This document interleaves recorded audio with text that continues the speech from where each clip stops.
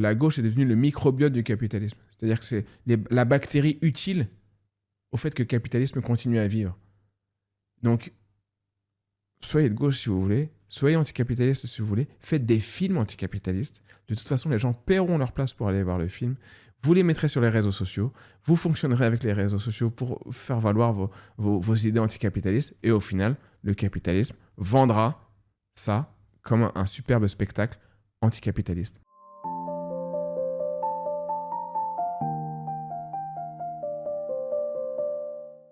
Qu'est-ce qui te désole le plus dans le capitalisme? J'en parle dans le spectacle en plus de tout ça. C'est que j'ai l'impression que pour le moment, il gagnera toujours. Il va tout phagocyter. C'est-à-dire que tout peut devenir capitaliste. Même l'anticapitaliste devient capitaliste. Ça a été théorisé aussi. C'est la société du spectacle, mais en gros, jouer l'anticapitaliste et crier que tu es contre le capitalisme sur les réseaux sociaux, c'est participer à l'algorithme, c'est participer au phénomène de like, partage, et donc finalement, c'est Mark Zuckerberg qui gagne. Ce qui me désole, c'est de pas réussir à repenser le capitalisme au lieu de se faire bouffer en croyant que tu es anticapitaliste. Mais il faudrait repenser le capitalisme pour j'ai un mot à la mode, mais déconstruire le capitalisme plutôt que d'essayer de lutter contre et de se faire bouffer et de faire partie que du spectacle qui est utile au capitalisme. Et je parlais à un moment, je l'ai retiré parce que je n'arrivais pas à trouver une bonne vanne là-dessus, mais je disais que la gauche est devenue le microbiote du capitalisme. C'est-à-dire que c'est la bactérie utile au fait que le capitalisme continue à vivre. Donc, soyez de gauche si vous voulez, soyez anticapitaliste si vous voulez, faites des films anticapitalistes. De toute façon, les gens paieront leur place pour aller voir le film. Vous les mettrez sur les réseaux sociaux, vous fonctionnerez avec les réseaux sociaux pour faire valoir vos idées anticapitalistes. Et au final, le capitalisme vendra ça comme un superbe spectacle anticapitaliste. Mais ça fait partie du truc. Et il se nourrit de ça, et c'est comme une espèce de grosse bête qui bouffe tout. Et quand tu l'attaques, elle t'absorbe et elle te transforme. Et toi, tu fais « Ah, en fait, c'est pas mal ici. » Et voilà, ça c'est, je trouve que cette idée-là, elle est flippante parce que ça a des conséquences qui sont aliénantes, en fait. J'ai l'impression que tu pourras jamais te sortir de ça. Même ce qu'on fait là, ça fait partie de tout ça. Même ce que je suis en train de dire là, ça fait partie du capitalisme, quoi. Tu peux écrire un livre que tu essaieras de vendre, tu vois. Ouais. Mais après, c'est... Je sais pas, j'ai quand même l'impression que tant que ce modèle existe, mieux vaut se battre avec les armes dont on dispose. Ouais. Donc tu vois, pour moi, les militants qui font des vidéos sur les réseaux sociaux, ne serait-ce que par rapport au réchauffement climatique, tu vois, on pense qu'on veut de celles et ceux qui lancent des tomates sur des peintures. En attendant, ça fait du bruit.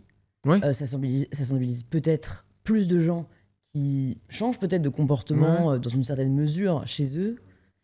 Et donc, t'as raison, hein, au final, on le sert quand même, mais pas que. Parce que j'ai l'impression qu'il n'y a pas d'autre option, hein, en fait.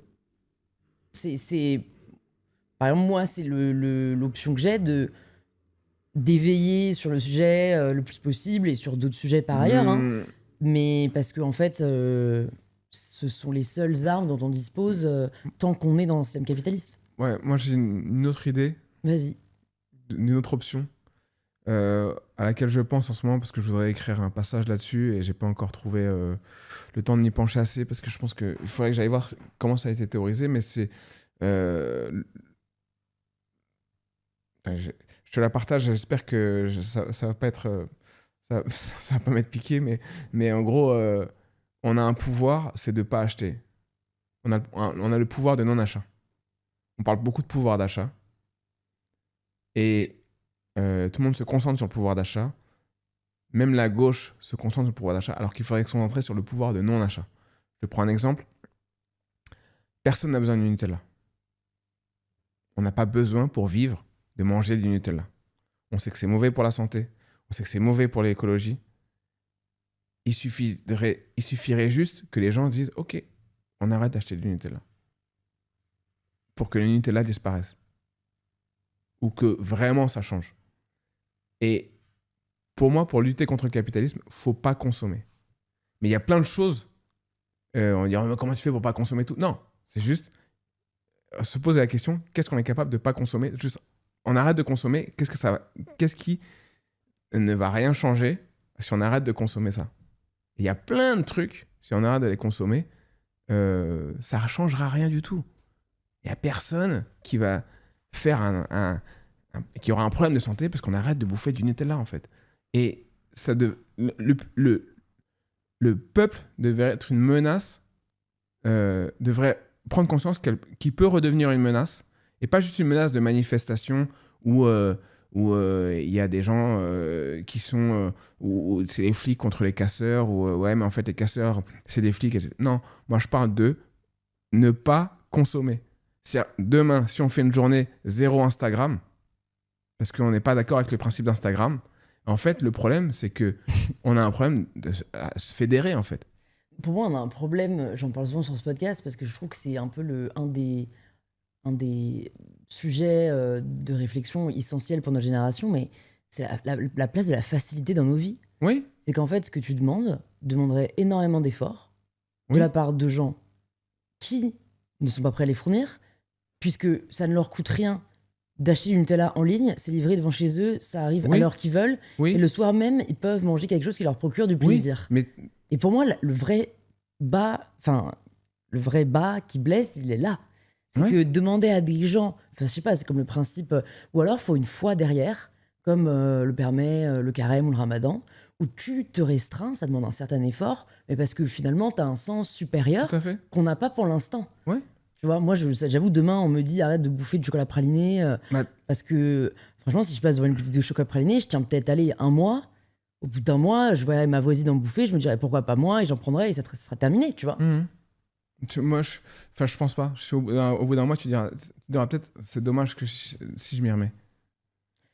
C'est vrai, peut-être. Mais on en est capable au final. On en est capable, ça c'est sûr. Le Covid nous a bien montré qu'on est capable de faire des efforts drastiques. Des efforts nationaux, des efforts énormes. Ouais. Ça nous a montré ça. Et on n'en a pas pris... On n'a pas tiré les leçons de ça. Mais si demain, le gouvernement voulait vraiment être anticapitaliste, il pourrait. Il pourrait dire maintenant, Nutella, c'est mort. En France, c'est mort. Et les gens vont quoi, Nutella, c'est mort. Et qui va manifester pour le retour du Nutella en France? Donc, voilà. Donc, mais si tu veux, finalement, c'est assez simple à faire, mais ça fait flipper tout le monde de se passer de quelque chose. Alors que quand tu l'as plus, mais en fait, moi, je m'en suis rendu compte à petite échelle. Hein. Tu veux plus manger de gâteau?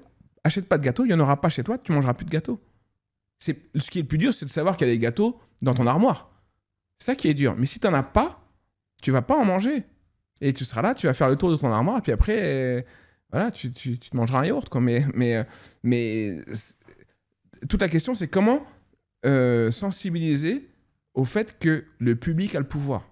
Le spectateur a le pouvoir, le peuple a le pouvoir. Au final, il a le pouvoir. Et s'il n'a pas le pouvoir, et s'il perd du pouvoir citoyen, en ce moment, on a l'impression que c'est ça, on perd du pouvoir citoyen au profit du capitalisme et des gouvernements qui prônent cet ultra-capitalisme, on a au moins un pouvoir qui est celui du consommateur. Et le consommateur, il faudrait, je ne sais pas encore comment, mais il faudrait le sensibiliser au fait que c'est lui qui est responsable de tout ce qui est vendu, en fait.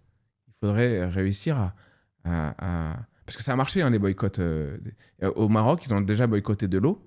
Et des entreprises ont dû vraiment remettre en question les tarifs de vente de l'eau en bouteille parce qu'ils ont boycotté en masse des marques. Donc, le boycott, il n'y a pas de CRS qui peut venir te taper parce que tu as boycotté quelque chose. Tu vois ? Et néanmoins, tu le disais tout à l'heure, mais c'est la consommation qui pousse à, à beaucoup de travers, à la fois au niveau écologique, à la fois au niveau social, c'est-à-dire ils font travailler des gens avec des salaires à bas coût, etc. Il y a des choses qui sont horribles, mais c'est juste ne pas les acheter, en fait.